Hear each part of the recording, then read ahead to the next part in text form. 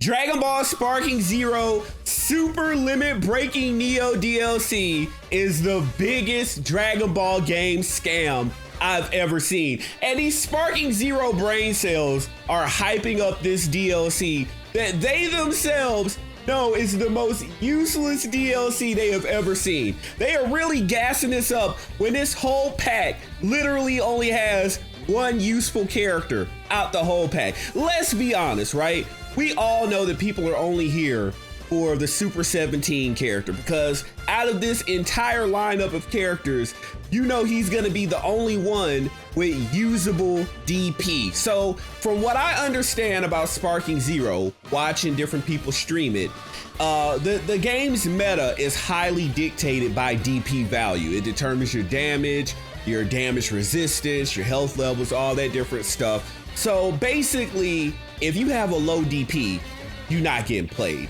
Honestly, from what I've seen and from what's been explained to me by the different people that submit footage for videos that have actually made the mistake of getting this game, they explained to me that if you're below like 8 or 9 DP, you might as well be useless, right? So, like for example, this is pretty much why you only see what Beerus, Gogeta Blue, Whis, MUI Goku, Beast Gohan, and I swear every stream that I watch, these are the only characters I ever see played. You might see an Android character because of like the like some gimmick that they have, and that's it. Out of all the characters that game supposedly has, which I don't call them characters, I call them skins, you only see the same 10 over and over and over again. And really it's probably less than that, more like 5. Just like the ones that I just got through naming. Gogeta Blue, MUI Goku, Beast, Beerus because of the healing thing. You might see Metacooler because of the Android thing and the healing thing. But pretty much it's the same handful of characters. And that's why nobody plays that godforsaken game and it's boring to watch. I only put myself through watching that boring game so that I have accurate information for you guys. So imagine my surprise, or maybe I shouldn't be surprised because I'm never surprised at the disappointment that Sparking Zero gives, right? Super 17 is going to have 9 DP. And I know this because as a Budokai Tenkaichi 3 veteran, that was his DP value in that game. So, using Budokai Tenkaichi 3, you can forecast what the DP values of the DLC characters are going to be. So, Super 17 at 9 is pretty solid. That's why he's going to be the only character you're going to use out of this entire DLC. But you look at the rest of these characters, they're literally just padding. This is padding the DLC. Like all these characters, 99.9 of them are never going to be used. Let's be honest, nobody cares about those characters being played because they're all the same character. They might as well be skins. No, none of them play the neutral any differently. Like you would be hyped about these characters coming to Xenoverse 2 because, you know, the neutral plays way differently between characters. But in a game like Sparking Zero, where every move is a movie, you know, you press the button, it's a movie, or, you know, everyone plays the same. You really don't have any player expression. It really does just come down to that magical DP number. And let's look at the DP numbers of all these different characters people are really getting hyped over. Salsa with a DP value of 2. So you really think people are gonna use Salsa at DP value 2? DP value 2. Oh, people were trying to tell me that Fasha was in this game, which she's not a character. She doesn't have individual player expression. They got her moves censored in that game. She has a DP value of 2. See, in Budokai Tenkaichi 3, that didn't matter because you had different mechanics that gave you player expression, and there was a skill curve, and you could skillfully use her. But in Sparking Zero at 2, nobody's gonna use her, okay? Let's look at Zanya, 4. That never used, never gonna be used. Let's look at someone else here. King Vegeta, 3, never gonna be used. Supreme Kai, 3, never gonna be used. Nam, 1, never gonna be used. Grandpa Gohan, 1, never used. Mercenary Tau, 2, never gonna be used. Android 8, 1, never used. General Blue, 1, never used. Devilman 2, and these people know, right? I've gone through most of the DLC already. They know good and damn well they're not using these characters. 3, 2, 1, nah. They not using any of these. 4, nah. They know they go, the lowest they will play is 8. Let's look at this, right? Vegeta GT Super Saiyan. Now, you know Vegeta will probably get, in his base form, probably 6 DP, go to Super Saiyan and crank it up to about 7, maybe, you know, so nobody's gonna use him because, you know, you got Super Saiyan 3 Vegetas in the game and they don't even use that. Trunks, yet another Trunks, I think the 10th Trunks in that godforsaken game, nobody cares. Let's look at some of the other ones. Nova Shenron 6, they're not gonna use him because, again, when you got MUI Goku running around and Gogeta Blue running around, of course nobody's gonna use a plain and simple 6 DP character, right? Let's see, who else is here? Demon King Piccolo, 5. They're not gonna use a 5 DP character. So Champa, we're gonna be generous and say that he gets equivalent DP to Beerus.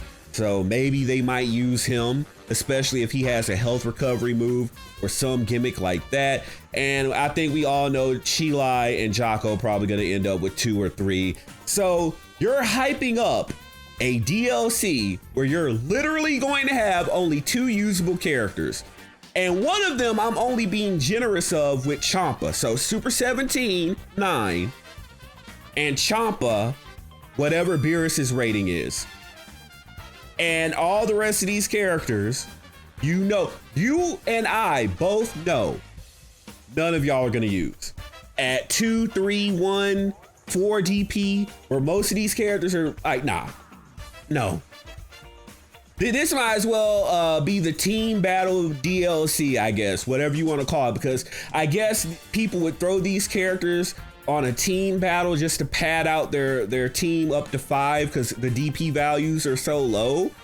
But honestly, like, nah, bro, this DLC, just like everything else with Sparking Zero, is some hot garbage.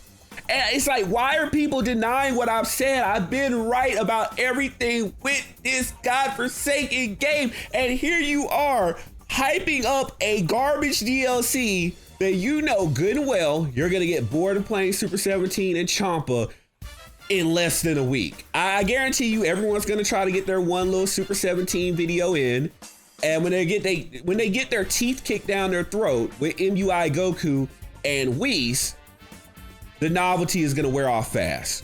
They're not gonna want to play him anymore, and they're gonna put him right the fuck back down.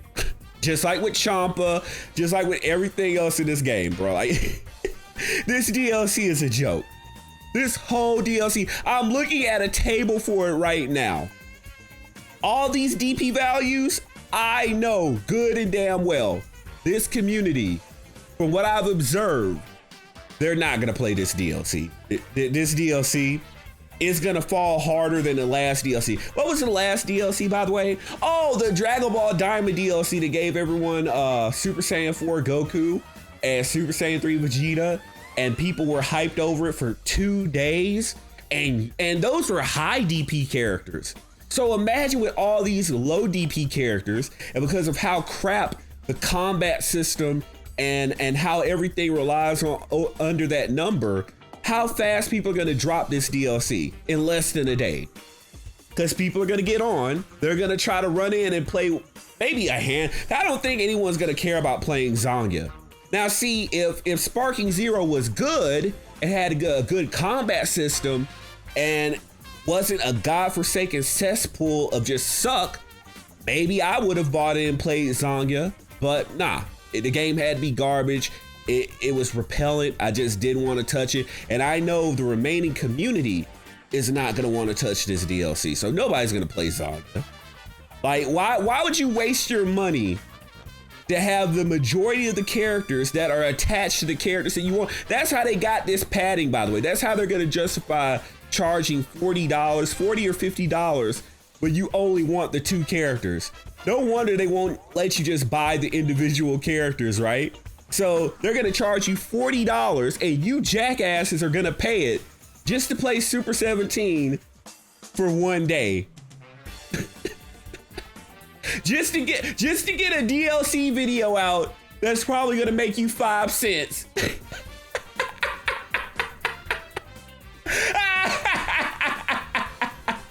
Imagine they're gonna again, some content creators are gonna think, oh, I'll buy the new DLC and get coverage. Spends $40 or $50 just to play Super 17 and not touch the rest of the roster, and they only make 5 cents back. Bruh, that's the epitome of being a sparking zero brain cell. But guys, that's been the video. I just had to bring attention to this. Like, the majority of these DP values are just jokes. Don't let any of these other idiots try to pressure you into buying this DLC on the precipice of fear of missing out.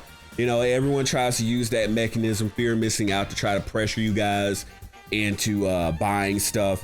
This DLC is not gonna tread water. It's gonna putter out within like a day. Like, it's gonna come out, people are gonna be hyped for a day, they're gonna get their Super 17 video that gets no traction on YouTube, and it's gonna putter out. So let me know what you think in the comment section below. Share the video, hit that hype button, hit the like button as well. I will see you guys in the next one. Flawless Federation, we out.